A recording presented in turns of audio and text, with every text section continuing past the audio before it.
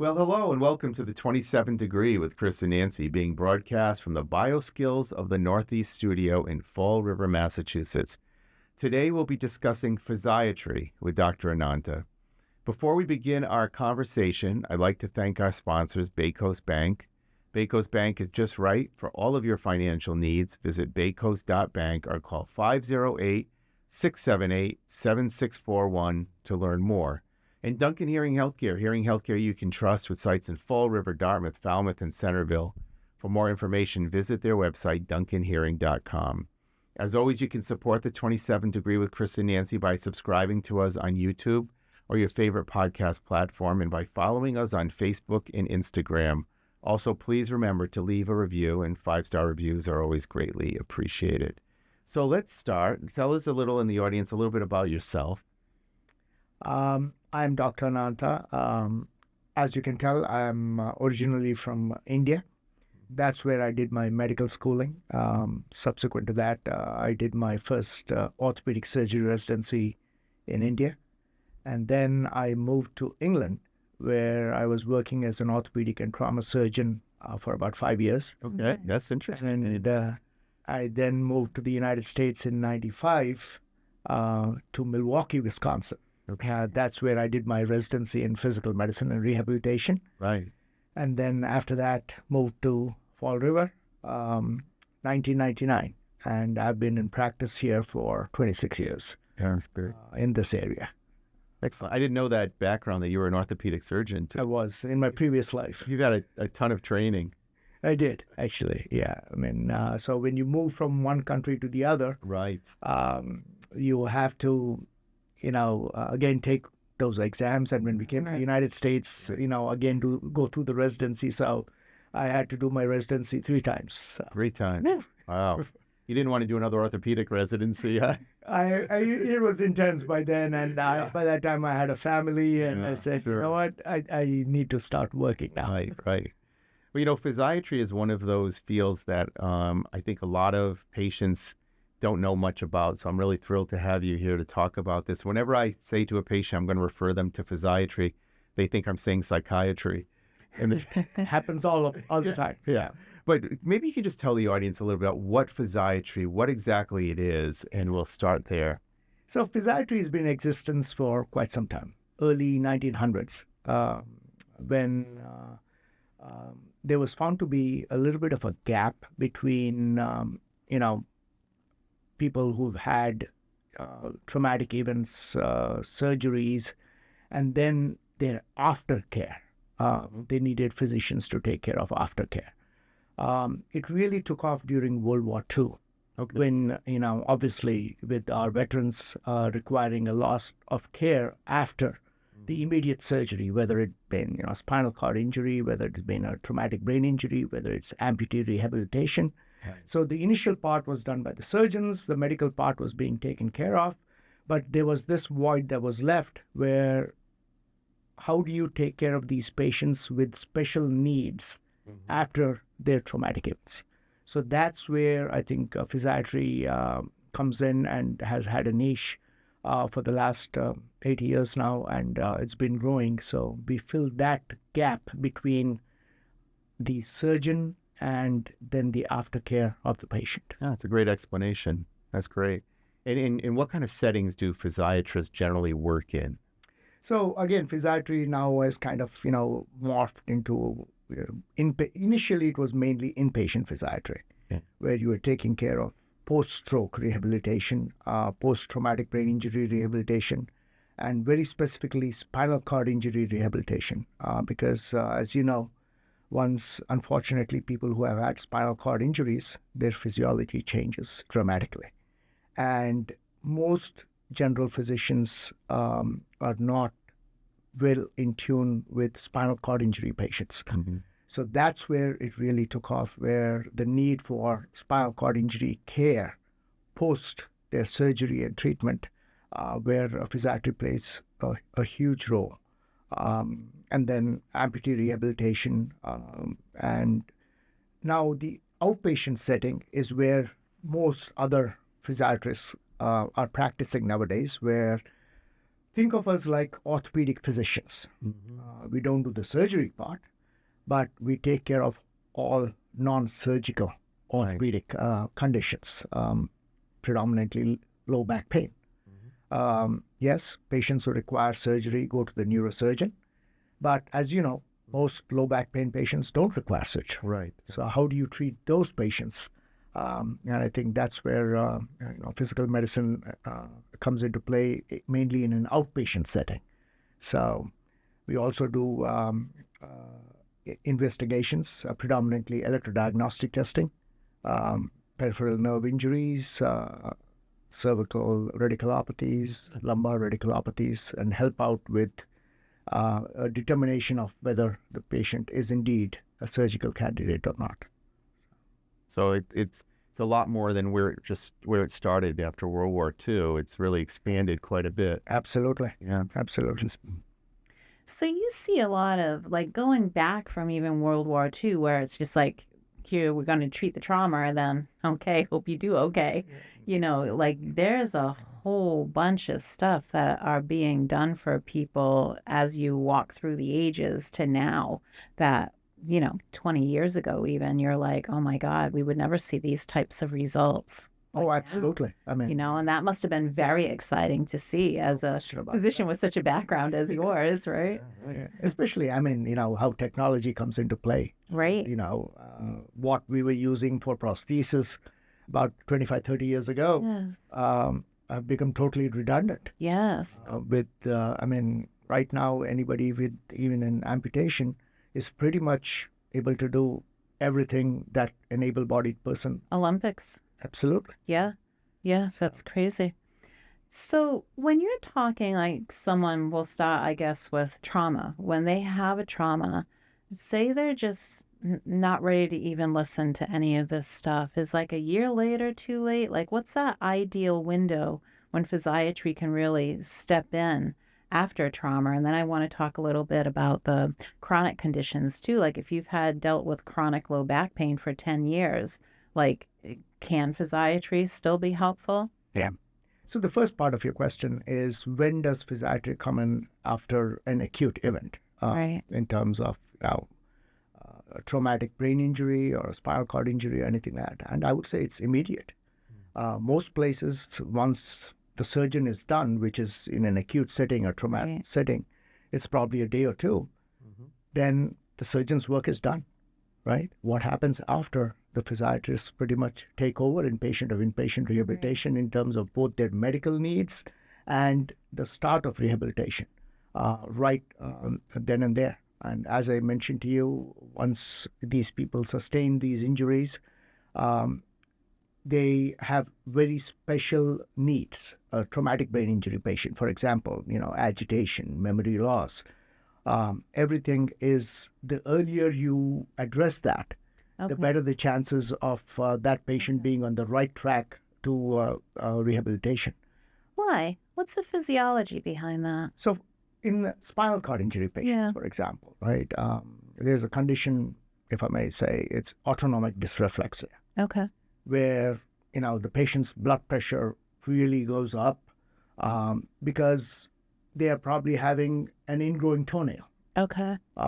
That is how the nervous system changes because the connection of the spinal cord is cut off. Okay. And most normal physicians are not, well versed in terms of what autonomic dysreflexia is. Right. So as opposed to, treating your hypertension with antihypertensive medications and everything else, all you're doing is looking for the cause of why this patient has autonomic dysreflexia. Yeah. And it's as simple as that. And it's just that knowledge of how patients are, So true. it is, and in traumatic brain injury, a lot of patients, are dealing with agitation immediately after their injury. And, commonplace is, if somebody's agitated, use sedatives. There are many other mechanisms you can treat agitation without medications in those settings. Just going to ask you that. Like, I like to kind of dive into what some of those family discussions are like, because I think, like, as a family, I've just had a patient recently who had a very traumatic brain injury, and he surprised everyone and kind of came back about 97%, which no one expected. He was in a coma for 2 months. But yeah, very impressive. He was in excellent condition, but before the injury. But the one thing he still has a little bit of an issue with is the volatility. So, and I think that catches families off guard because, they see the physical, oh, great, you're doing this now, but it's like, why are you acting like this? Personality changes. Yes. Yes. If I may ask, how old was that patient? 73, but he was almost a marathon. Yeah. He was like training for certain things. So he was in very good shape and a very strong-minded individual. Yeah. Because that is a little unusual. Obviously, younger patients do much better. Yes. Because, call it neuroplasticity or whatever, their recovery chances are significantly better than older patients with the neurological injuries. Yeah. But like you said, I mean, there are things that most people, kind of are not aware of in terms of personality changes, cognitive deficits that may be subtle, but may be quite dramatic in that patient's life. In their social interactions. So those are all those things that you need to address up front with both the patient and, like you mentioned, with the family. Yeah. Because it is not about just the patient anymore. It's his environment and his family that's surrounding that needs to be taken. Yeah, right. Yeah. So we said the best window is something that's close to the approximate time of injury with the trauma. But what about like switching gears, talking about the low back pain? So, 10 years, 20 years in, Understand. What can you do? Yeah. So again, I think, that's actually where we play a very significant role in terms of making patients understand what their condition is. A lot of times patients come and say, oh, I've got multiple disc herniations. And, the doctor or my medical specialist told me I cannot do this, I cannot do this, I cannot do this. And that way I'm now really guarded and protecting myself and, not playing sports that I like to play. So, as you know, most low back pain is not surgical. Yeah. I would say 90% of low back pain is not. The way I'd like to divide low back pain is it mechanical pain or is it neurological? If it is neurological pain where people have deficits, losing strength, losing bladder control, then yes, you're more keen towards a surgical intervention. If it is mechanical pain, most back patients do not require a surgical intervention.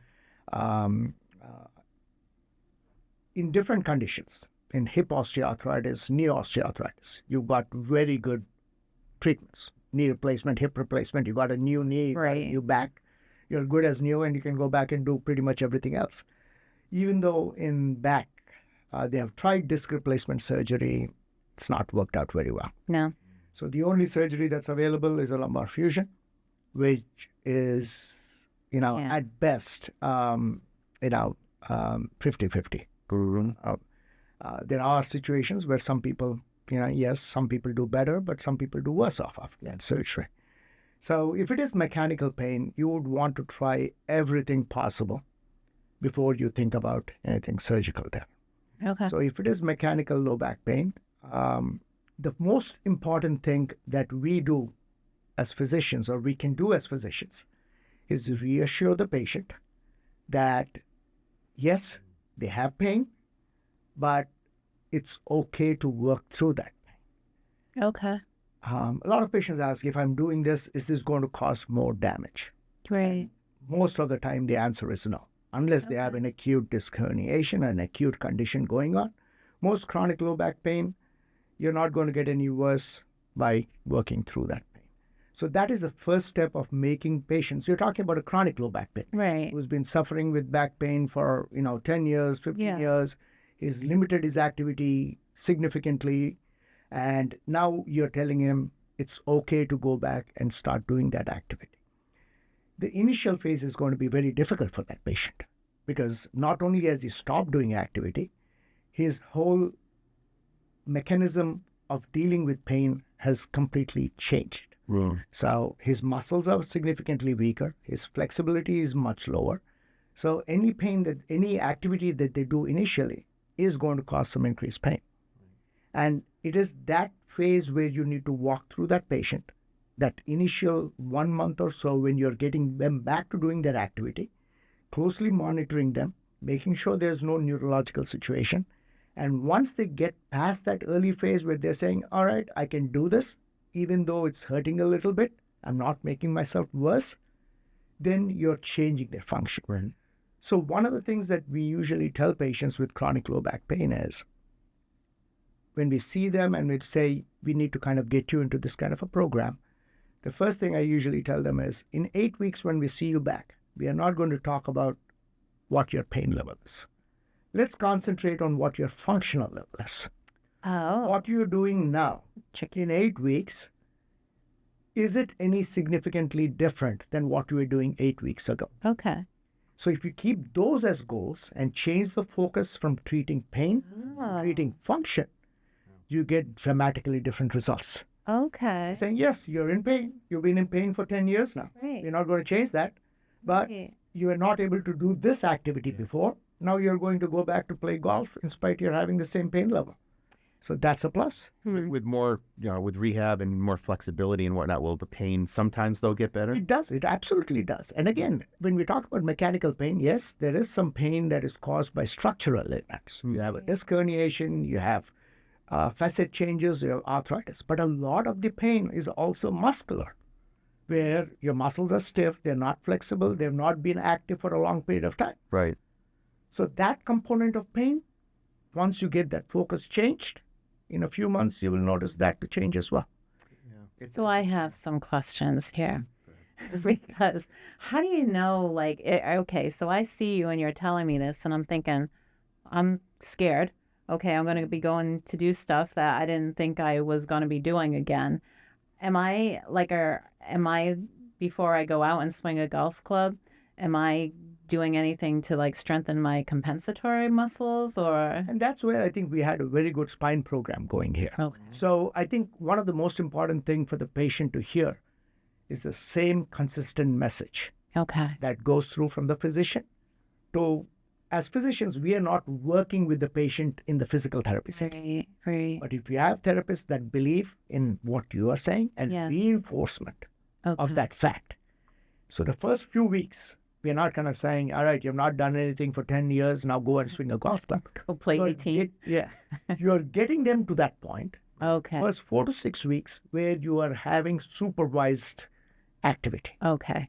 Okay. into a physical therapy program where the concentration and the focus is not as much on local modalities, but it is more in terms of your functional approach. Okay. So they're getting them to do some strengthening makes sense. exercises. They're Okay. getting them to do some flexibility training. Okay. Now the patient is a little bit more confident after 4 weeks that, yes, I can. And excited. Yeah. And then there are certain situations, especially in work situations, Right.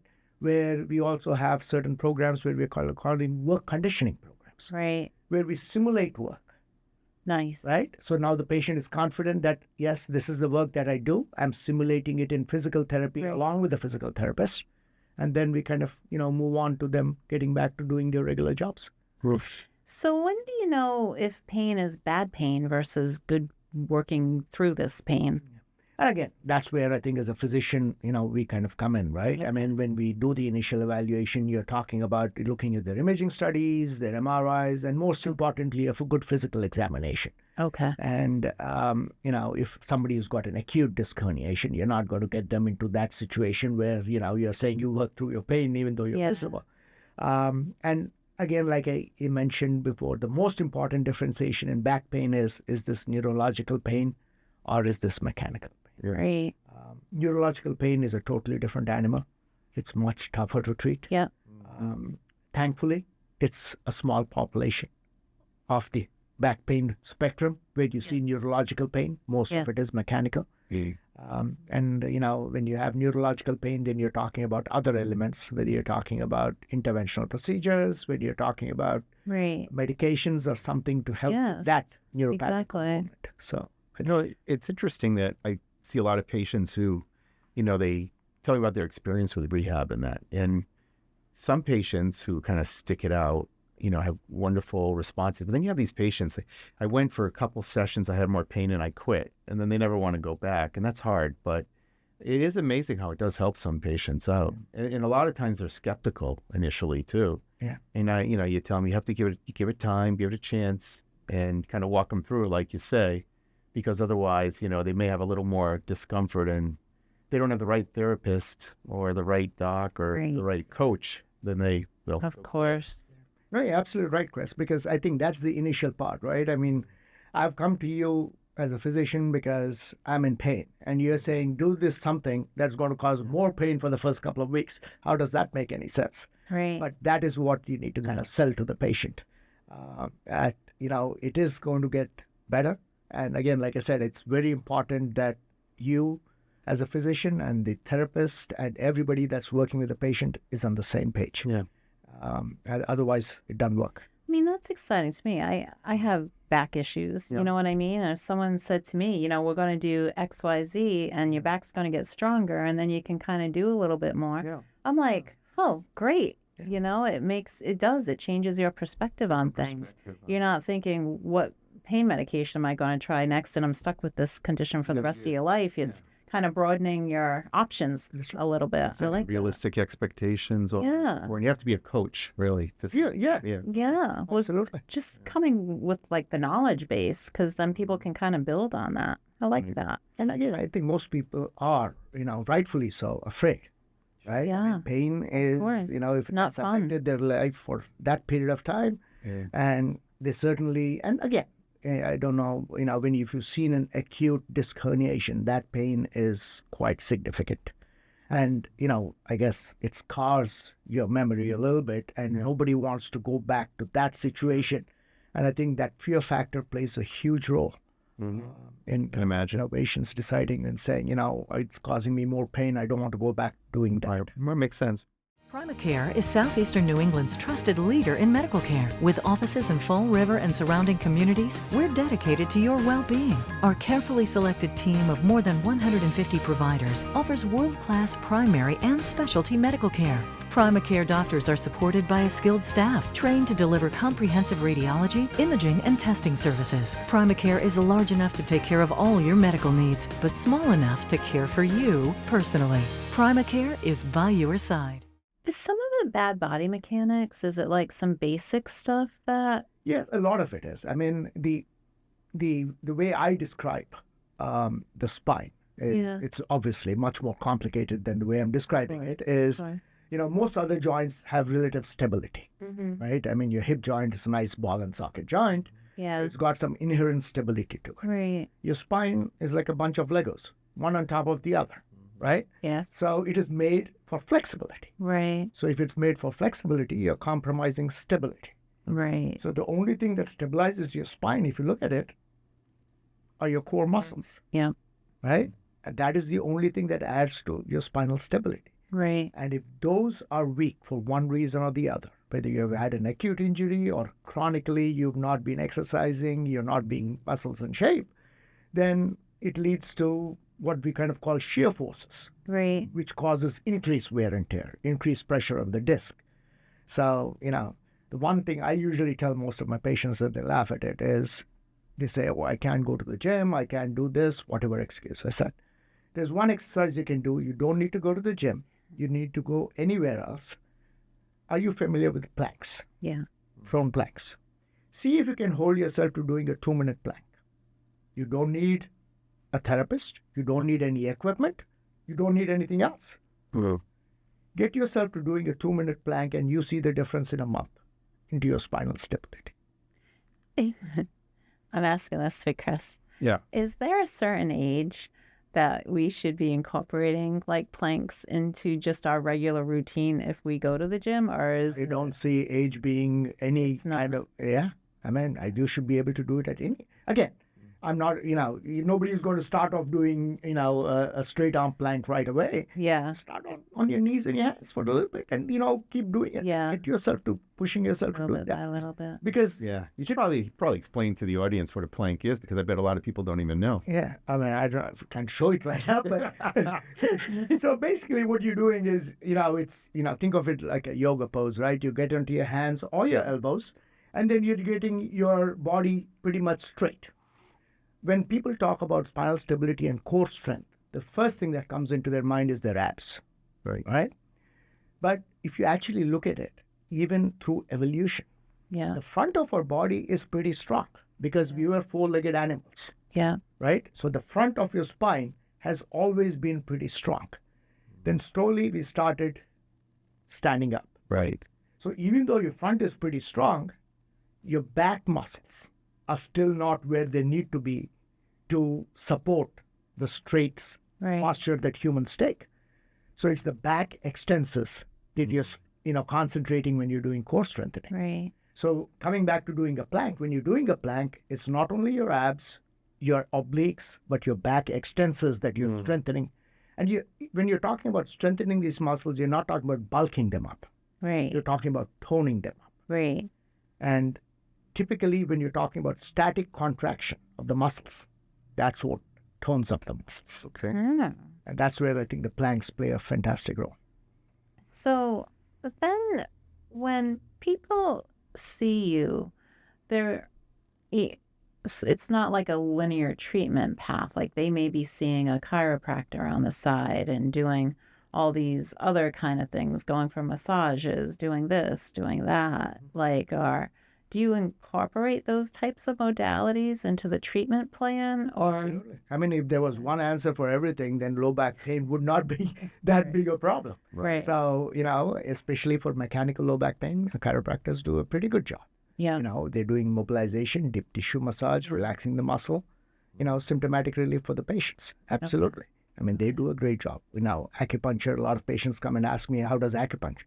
Frankly, I don't know how acupuncture works, but some patients swear by it. Yeah. So what I tell patients is, give it a couple of tries and see how it goes. Right. If you're not seeing results in 2 or 3 weeks, then maybe, it's not working for you. Right. But, you want to use as many tools as possible because it is, I'm sure, I mean, even if you look at it in terms of the cost of low back pain to this country, Yeah. I think that is probably one of the biggest drain Of course. in the economy. Yeah. In terms of lost work hours, lost wages, and everything else. So, Yeah. Yeah. So let's talk about some of the tools that you use. So you got physical therapy, that's one. But there's other things you do for patients. After you get past the diagnostic phase to determine, that they don't have an acute neurological event that needs surgery or something of that nature. Once you've determined what's going on, other than physical therapy, what can you offer patients? Yeah. So one of the most common scenario that we see patients is patient come with this issue of sciatica. Okay. So it's basically a general term of pain that radiates down the leg. Mm-hmm. Yes, a lot of it could be muscular too, but the most common scenario is people have an acute disc herniation, which impinges on the nerve, and now you're getting the pain that's going down the leg. Again, in terms of common talk, the way I describe it to the patient is, if you think of your disc like a jelly donut, then because of some compression, the jelly squirted out. That's your slip disc or disc herniation. Okay. Now, the fallacy is a lot of people say, I had a slip disc, it went back in. Never happens. Right. It's like toothpaste. Once it's out, it's out. That's it. Right? Right. I mean, again, like Get it back in the tube. Yeah. Exactly.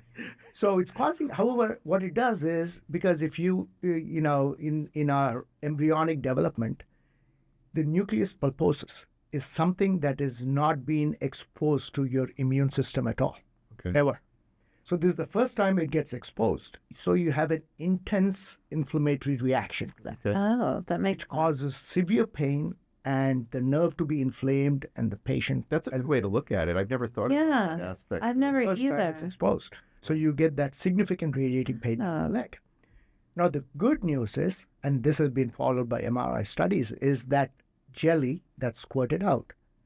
If you follow up with MRI studies, in 2 years, 95% of the patients the body dissolves that disc herniation pretty much by itself. Okay. So in a sense, as long as they don't have neurological deficits, what we need to do is figure out a way to buy time for that patient so that the body does its thing. Makes So in that scenario, if you're talking about medications, oral steroids, anti-inflammatory medications, anything to calm that pain down. And in certain situations, if that is not working, then we do epidural steroid injections, which are basically, instead of taking oral medication, you're injecting that medication exactly where the site of the inflammation is. So goes to show that it gives you a much better response. But again, it's a fallacy to think that I've done an injection and you're cured. The idea of the injection is you're reducing the inflammation. So you're taking the patient out of pain. Right. So you've bought enough time for the body to do its thing and dissolve that disc over a period of time. Okay. So that's one thing in terms of, what else do you do in terms of patients is, certain procedures like epidural steroid injections. In very rare instances, we do facet injections. Again, much more for temporary relief. Suppose we send a patient into physical therapy, comes back and says, I've been trying to do this therapy, but the pain is so intense, I'm not able to break through those barriers. Then the injections to help you get through. Okay. So the injection by themselves are not the cure. They are to help you to get through to a point where you're, there's one part of the patient's rehabilitation. So it allows them to do more physical therapy and get back into bike. Okay, that makes sense. So then through all this, it almost seems like the patient has a specific role too, to almost kind of trust the process and, It's that, it's a huge thing. Again, when you're telling somebody that, common fallacy is I have a disc that's herniated out, I need surgery. Right. And the reality is most patients... Well, they want instant fix. And again, you can empathize with the patient because they're in severe pain. It's uncomfortable. Right? And it's uncomfortable. They're in severe pain. They need a solution. Right. But again, as you know, there's a whole condition called failed back syndrome. Yeah. So surgery is not always 100%. Yeah. And if you enter into that situation, then you're probably dealing with that situation for the rest of your life. Yeah. So it's that balance of patience with that, unfortunately. It's a difficult thing. So it's that balance of, knowing, how to try to avoid them getting surgery. But if they do need surgery, then they do need surgery. Right. So to work with some of the compensatory and the core muscles, is like aquatics, like being in a pool? That helps with mobility. You have, again, that's a very good place to start with somebody who has been in chronic pain. Yeah. Where you're talking about, let's get some motion going. Yeah. Somebody who has not moved in a period of time. But in my experience, a lot of people get so used to the pool that they don't want to move on to land activities. Yes. So in the initial phase, yes, right? Yeah. But, again, then you need to explain move out to of the the patient that, if we lived in water, it would be great. You're not going to make out. You need to get back to doing something. Oh, my word. So thinking about the most common conditions that you treat as a physiatrist, we talked about back pain, low back pain. That's obviously probably number one, I'm guessing. That's right. In the outpatient setting, at least, right? And that's what I think mostly what we're focusing on. What else? Neck pain? Yeah. Again, the whole component of neuropathic pain. Okay. Right? From whatever condition that can be. It can be from, like you said, a radiculopathy, where a nerve is getting pinched in your neck or your back, to conditions like complex regional pain syndrome. Even today, most people don't really understand the mechanism of what complex regional pain syndrome is. But, the way it works is there's a dysfunction of the autonomous nervous system. And that is a very difficult condition to treat, as you know. So again, in those situations where you're talking about mixing the whole thing of a medication regimen along with physical activity to get through those stages. Obviously, we kind of, physiatry is a specialty that kind of overlaps a whole bunch of other specialties too.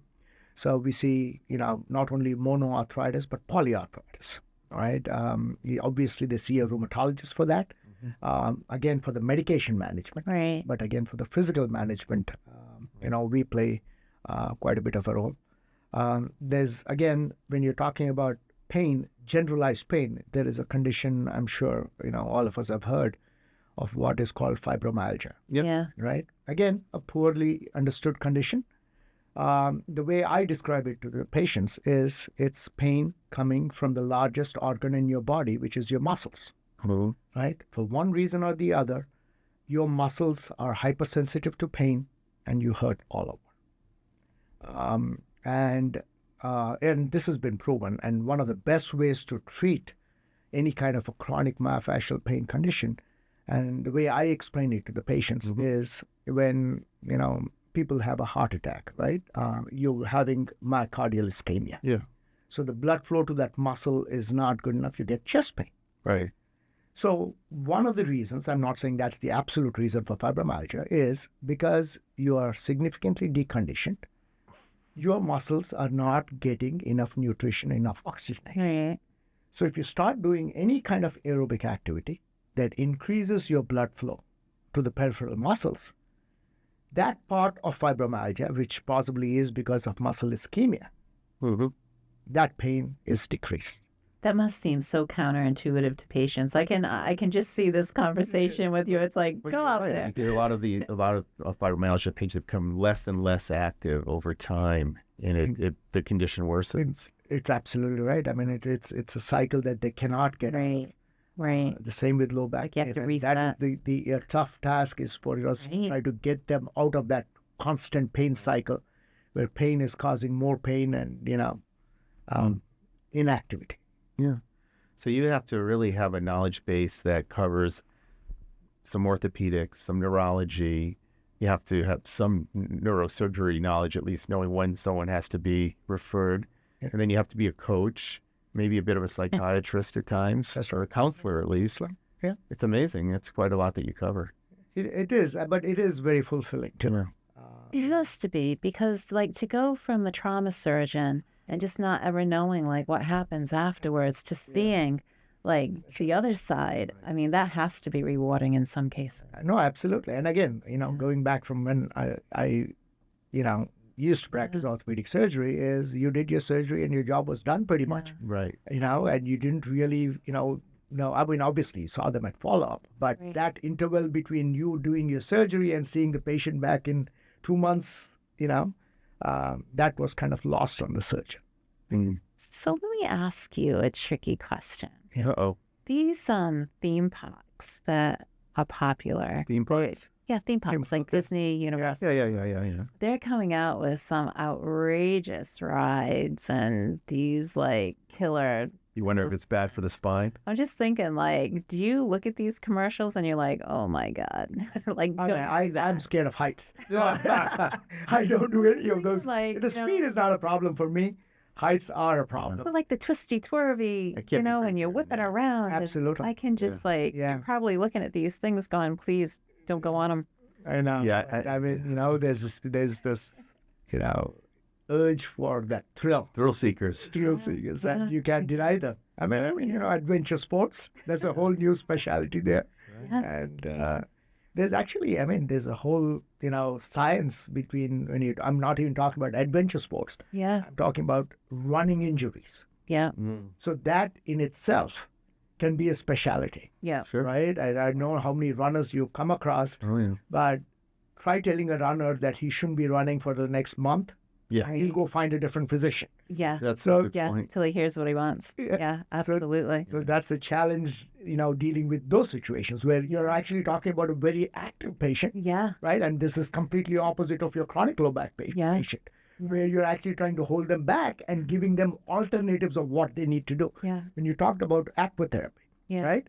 That's one of the things I suggest for, runners with stress injuries or stress fractures, because you can get a cardio workout, which is about 80% of what you get while running in the pool. In the pool, yeah. So you're trying to, cross-training and helping them get through those phases of, those sports injuries. So some patients out kind of just want to treat themselves first and just, they're watching the infomercials, they're going on Amazon and buying these little products and stuff. Does any of that help when they finally get to you?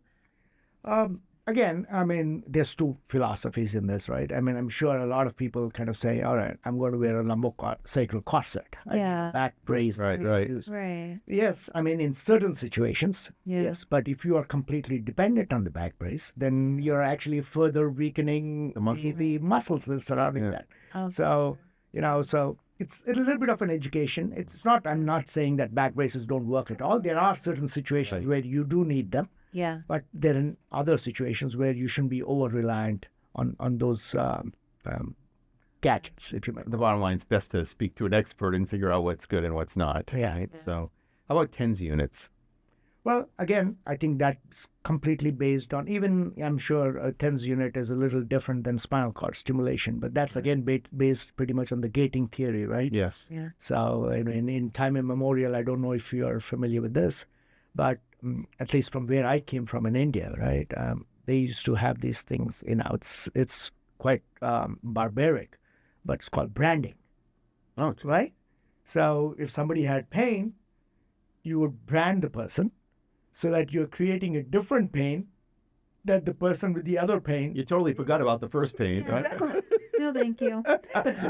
No, that's what I'm saying. Stop Not in this was way back when is what I'm talking about. Yeah. Yeah, right. But that's the same analogy. Is what you're saying is, yes, you're having some pain, but either a TENS unit or a spinal cord stimulator is giving a different stimulus to the brain, so you're blocking the pain pathway. Right. That's how those work I see. typically. It's an interesting, interesting. So Yeah. a different Mechanism. stimulus to the I brain. like the way you Treating the explained brain. everything. Yeah. Yeah. So- Yeah. Chris, what criteria do you use to refer a patient to a physiatrist? Well, the first thing, when I see a patient who has, let's just talk about like low back pain per se, right? You want to initially determine whether there's any major neurological issues, as we discussed. And then if they're not, what have they tried? And a lot of patients haven't tried anything yet. So, a lot of times I try the simple things first, some anti-inflammatories and, maybe a steroid pack, maybe referral to physical therapy. Yeah. I think, I use physiatry a lot of times when I need some more help with the diagnosis. Maybe I need a nerve conduction study, or I'm just not sure what's going on. If they have, let's say, if it's a radicular symptomatology, or it seems to be, is it really radicular, or is there something else going on, or neuropathies? Where's the pain coming from? And then I send some of my tougher patients over to physiatry to, that's basically, but I try a lot of the simple things first, which is what you would try first too. And most of the time it works. Yeah. And most of the patients, that's what it is, probably have a little muscle strain, and at least there are no red signs there. That you treat them and they'll get better, and Right. don't. A lot of times patients come into, they want an MRI right away, which isn't really necessary. And, Right. sometimes they'll be okay if they're okay with seeing a specialist and not getting a test. Because they don't, you don't always need an MRI. I mean, if it's not an actionable issue, there's no reason to get a study if you're not going to do anything with the data. That's, So you that's absolutely right. right. So Absolutely right. if you don't think this person really has an issue where they're going to need immediate surgery, and you're not worried about underlying cancer or something else like that, I just treat them conservatively. Okay. Yeah, on the flip side, one of the issues, and I'm sure you have this too, is somebody who has obvious radicular signs, Right. neurological deficits, Yeah. and then you're looking for an MRI, and then you kind of go through this whole rigmarole of trying to explain why you need an MRI, and this patient cannot really be in physical therapy. Right. And then they say, no, you need 6 weeks Yeah, of therapy, and that's then you're really- battling that. Really frustrating. The It is. insurance companies, it's just a rule, 6 weeks of therapy, and they don't look at what's going on with Exactly. the patient. And it's really frustrating because some of these patients, you're right, they can't do 6 weeks of therapy because they have a neurological issue that needs to be That's right. addressed. And you can't sit on that for too long. No, you can't. So what do you do with that? You fight with the insurance companies. Yeah. I mean, you kind of pick up the phone, call them, and, go through whatever you need to do. But You have to advocate. yeah, It's a big part of it takes a lot of time, Yeah. and the back office work, yeah. it's actually a big cause of burnout for physicians. It's all these prior auths and all that stuff. I mean, just let me see patients all day. Yeah. I'll be more than Exactly. happy. I mean, Yeah, so it's one of the biggest complaints in primary care, quite honestly. well, medicine. Yeah, in medicine Yeah. in general, sure. So I saw something on the TV that blew my mind the other day. They're the exoskeletons that they're using with patients. So these patients that haven't walked or are having like very legit, they get like strapped into exoskeletons. That's right. I'm sure you can explain it better than me. Again, it's basically the technology that's kind of coming into effect, right? I mean, they're using both the AI and, neurostimulation Yes. to get those to work. And, patients who've had, mainly in spinal cord injury, who's, quadriplegic or, paraplegia, helping them, ambulate. So that, again, technology has come long ways. Sure. And again, the future, especially with AI, again, there are both sides to that as well. But especially for these patients is very promising. What's coming down the pike? Like, are you like, do you have your little feelers up and be like, oh, I'm like really going to keep an eye on this? You're looking for stock tips. Oh, not inside information, but I'm just like, because it's such an interesting world you live in, right? And It's basically, the neurostimulation for prosthetics and orthotics. I think that is a phase where, bioengineering, biomedical engineering is going to take a huge step along with robotics. Yeah, that's great. So, very interesting stuff. Yeah, it was great to see that little clip on the TV. These people that hadn't gotten up out of their chairs for ever are just like their faces just broke down when they were actually, in movement form. So that's pretty crazy. cool. Yeah. Is there anything that you want to leave the audience, or a story, or one message that you'd like to? No, again, I think the most important thing, is for us to, maintain our function. I think that is the key goal. When you talk about any physiatrist, he's going to be telling you the same thing. Is, obviously, all of us are, some more than others, are met with challenges in life. But being motivated and being able to concentrate and function as normal as possible, in spite of all the challenges, I think is the best way to. Yes. If we can play a small part in that, I think, we are blessed. That's great. How do patients get in touch with you if they need to reach you? Would they go through their primary? Can they call you directly? They can call me directly. We've got 2 offices, one in Dartmouth and one in Fall River. Okay. And, you feel free to give us a call anytime. We should be able to get you in pretty soon. Okay. We'll have that information in our show notes. Yeah, we can post the number. Appreciate it. Right. Really appreciate that. Okay. All righty. All right. Well, thank you so much. Thank you, Chris. You're a great guest. It was really great. I learned a lot, and I'm sure the audience did also. So really appreciate you being on the show. So thank you, everyone, for listening to the show. And if you'd like to become a sponsor, please contact us at 617-775-3737. Special thanks to Ron Gamache for our intro music, Primacare, your trusted medical providers in southeastern New England, and BioSkills of Northeast for producing our show, and available to produce your show by calling 774-301-8811. Bay Coast Bank, just right for all of your financial needs. Visit baycoast.bank or call 508-678-7641 to learn more. In Duncan Hearing Healthcare you can trust, with sites in Fall River, Dartmouth, Falmouth, and Centerville. For more information, visit their website, duncanhearing.com. Once again, thanks everyone for watching our show, and we'll see you again in a couple weeks. Thank you.